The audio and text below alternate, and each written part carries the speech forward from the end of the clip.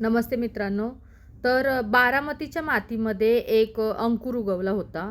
काळाच्या ओघात तो विशाल असा वटवृक्ष झाला आणि नंतर त्याच मातीमध्ये विलीन झाला.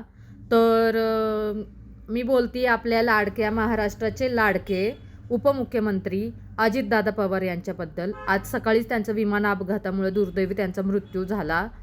म्हणजे हा मृत्यू नव्हे तर हे आपलं भविष्य संपलं आहे असं मला वाटतं.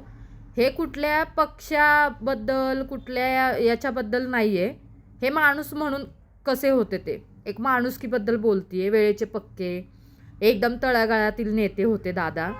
म्हणजे मातीतले नेते होते दादा, मातीतले. तुम्ही त्यांना तुमच्या समस्या सांगायला जा, कोणतीही समस्या दादा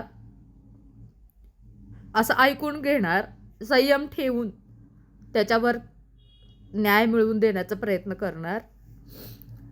आणि खूप असे एकनिष्ठ नेते होते, स्पष्ट वक्ता होते, एकदम असं भारी पर्सनॅलिटी होती दादांची.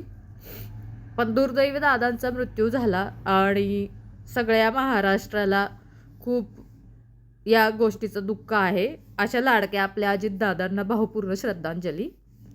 आणि मित्रांनो, एक गोष्ट कळाली मला की संपत्ती, प्रतिष्ठा, पैसा काही नाही, मृत्यू अटळ आहे. सगळ्यांनी एक एक दिवस आपल्याला जसा वाटतं तसा आनंदाने जगा. बघ, आपले एवढे मोठे लाडके दादा गेले. वाटलं होतं का दादा कामासाठी गेले होते एवढे सकाळी? वाटलंही नव्हतं आपल्याला असं काही होईल.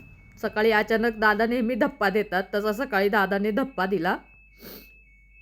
आणि ही गोष्ट कधीही न भरून निघणारी आहे. ही पोकळी कधीच नाही भरून निघणार आणि असा नेताही कधी होणार नाही.